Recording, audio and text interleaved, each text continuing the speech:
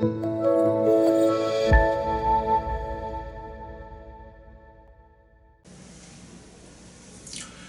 반갑습니다. 이 세상에 아름다운 꿈을 만들어 가시는 여러분, 여러분들의 꿈을 진정으로 응원합니다.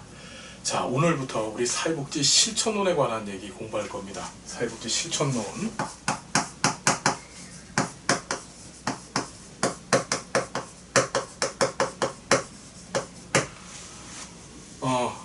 이 교시에 보는 첫 번째 영역이죠. 보통 이 실천론이 점수 박스 과목이라고 얘기를 합니다. 왜냐하면 접근이 쉽고, 그래서 실제적으로 전체 수험생들의 이 평균 점수도 굉장히 높은 게 이 사회복지 실천론입니다. 미리 여러분들한테 말씀을 드리지만은 이 실천론 공부 조금만 하시면은 좋은 점수 얻는데 부족함이 없고요. 또 역으로 말씀을 드리면은 반드시 좋은 점수를 또 얻어야 되는 그런 영역입니다. 자, 실천론. 여러분, 우리 이제부터 사회복지 실천이라고 하는 얘기를 나눠볼 건데요. 이 사회복지 실천, 도대체 어떤 의미가 있을까요? 자, 사회복지 실천이라는 거. 자, 몇 가지 카테고리를 가지고서 사회복지 실천에 관한 이해를 해볼게요. 자, 보면 누가 사회복지 하느냐, 누가 사회복지 실천을 하느냐, 또 누구에게 사회복지 실천을 하느냐, 또 어디에서 사회복지 실천을 할 것인가, 또 무엇을 가지고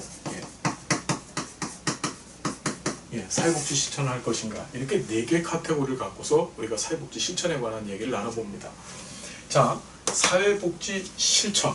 이것은 반드시 사회복지사에 의해서만 수행되어지는 행위입니다. 누구예요, 여러분? 사회복지사. 그렇죠. 누가 누구를 도와줬다, 구제해줬다, 그것을 우리는 실천이라고 얘기하지 않습니다. 사회복지사가 하는 행위만이 사회복지 실천입니다. 그렇다면 사회복지사란 누구를 뜻할까요? 어떤 사람일까요? 자, 사회복지사가 갖춰야 될 3가지 요소를 우린 얘기하죠. 그것이 바로 뭔가요? 지식과 기술과 가치라는 것입니다. 자, 사회복지사는 지식이 있어야 합니다. 가장 중요한 지식은 바로 뭘까요? 인간에 대한 이해, 즉 인간 행동과 그리고 사회 환경에 관한 지식이 있어야 되고요.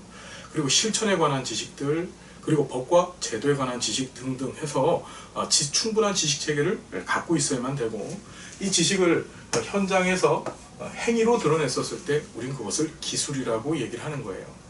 그리고 가치라는 것. 자, 사회복지사가 갖춰야 될 가치. 이것은 일반인들이 갖춰야 될 가치하고는 전혀 비교할 수 없을 만큼 숭고한 것입니다. 일반적으로 사회복지사가 갖춰야 될 2가지 가치 체계를 사회복지사 이중 가치 체계라고 얘기하죠. 자, 그 첫 번째가 바로 인간의 존엄성이라는 것입니다.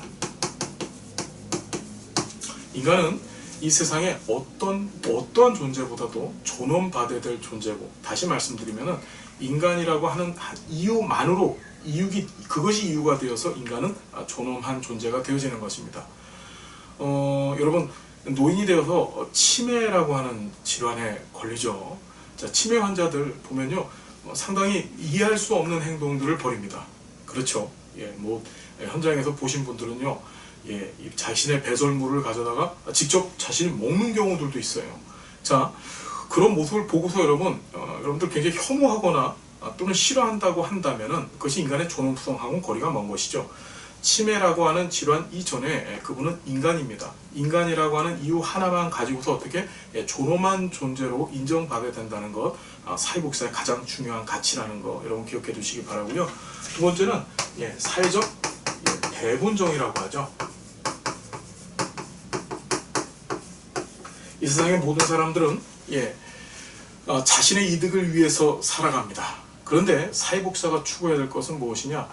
나의 이득을 위해서, 나를 위해서 무엇인가를 얻는다. 그것을 넘어서서 이 세상의 사람들은 무엇을 해야 된다? 나누는 것, 즉 배분하는 것이 저스티스, 정의롭다라고 살아야만 하는 것. 그것이 바로 사회복지사입니다. 가진 자가 가지 못한 자한테 나눠주는 것. 그것이 정의롭고 바람직한 것이다 라고 생각하는 것이 바로 사회복지의 중요한 그리고 위대한 가치죠. 자, 사회복지사는 이런 지식과 기술과 가치를 가지고 있는 사람, 그런 사람을 우리는 사회복지사라고 이야기를 하죠. 자, 누구한테 사회복지 실천을 하느냐? 자, 일반적으로 사회복지 실천의 대상은 4가지로 구분이 되어집니다.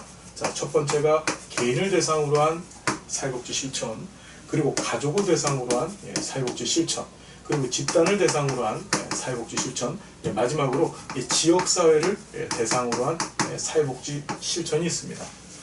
우리가 개인을 대상으로 한 사회복지 실천을 개별 사회사업이다 라고 얘기를 하죠. 들어보셨죠 여러분? 자, 가족을 대상으로 한 사회복지 실천, 가족 대상 치료라고 하는 용어를 이제부터 사용하게 될 것입니다. 가족 치료라고 하죠. 자, 집단을 대상으로 한 사회사업, 집단 사회사업이라고 합니다. 자, 마지막으로 지역사회를 대상으로 한 사회사업을 우리는 지역사회 조직화 사업이라고 얘기를 해요. 사회사업이라는 용어 대신에 조직화 사업이라는 말을 씁니다. 왜 그러냐면은 지역사회를 구성하고 있는 사람들, 그걸 우린 주민이라고 얘기하는데, 자, 이 주민들을 어떻게 한다? 조직화 시켜서 그들이 스스로 자신들의 문제를 알고 스스로 그 문제를 해결하도록 만드는 것, 그것이 바로 지역사회 수준에 있어서의 사회복지 실천이기 때문에 일반적인 사회사업이라는 용어 대신에 조직화 사업이라고 하는 용어를 사용한다는 것도 여러분 기억해 주십시오. 자, 어디에서 사회복지 실천하느냐? 우린 그것을 사회복지 실천의 현장이다 라고 얘기를 합니다. 현장의 종류 이제 공부하시겠지만은 1차 현장, 2차 현장, 생활시설, 이용시설 등등 해서 여러 가지 개념으로 현장을 구분하고요. 자, 무엇을 가지고 실천을 하느냐? 바로 뭐죠? 사회복지 실천 기술이죠. 실천 기술은 실천을 하기 위한 뭔가요? 적극적인 수단이 됩니다. 자, 이상 네 가지를 가지고 사회복지 실천을 정의 내리면요. 자, 지식과 기술과 가치를 갖고 있는 사회복지사가 개인과 가족과 집단과 지역사회라고 하는 실천 대상을 향해서 자신들이 가지고 있는 이 가치, 즉 인간의 존엄성과 사회적 배분정의라고 하는 가치를 실천 현장에서 실천 기술을 가지고 행하는, 벌이는 통합적, 종합적 행위를 우리는 사회복지 실천이라고 이야기할 수 있습니다. 자, 여러분 꼭 기억하실게요. 이 사회복지 실천론은 어떻게 구성이 되어 있느냐? 자, 첫 번째, 우리 실천에 대한 개요 얘기를 공부할 겁니다. 그래서 이때는 실천의 정의가 무엇이냐, 그리고 이 실천을 수행하는 자, 즉 사회복지사가 과연 어떤 사람이냐, 이런 얘기 공부하고요. 또 실천의 과거의 역사들에 대해서 우리가 공부해 볼 겁니다. 자, 두 번째 파트에서는 뭘 공부할 거냐면요, 실천의 과정론. 사회복지 실천 역시 체계적이면서 조직적인 행동 과정입니다. 그래서 여러분 어떻게 되나요? 맨 처음에 인테이크, 우리 접수라고 하는 행위를 거치고, 우리 접수 후에 클라이언트의 자료를 수집하고, 그 자료 수집된 것을 가지고 사정이라고 하는 행위를 하고, 사정 행위 뒤에 개입의 계획을 세우고, 그리고 계약을 하고, 개입을 하고, 그리고 사후 관리를 하고, 사후 관리 전에 이제 종결을 하고 평가를 하고 사후 관리를 하는 이런 일련의 프로세스를 여러분 공부하시게 될 겁니다. 자, 그리고 사회복지 실천의 대상인 인간과 만나서, 그렇죠? 그를 대상으로 해서 내가 어떻게 실천을 할 것인가, 실천의 가장 기초적인 방법론으로서 면접에 관한 얘기를 우리 공부하게 될 거예요. 그렇죠? 면접, 우리말대로 한다면 얼굴을 맛보고 이야기한다는 얘기인데요. 영어로 표현하자면 인터뷰라고 하죠. 그렇죠?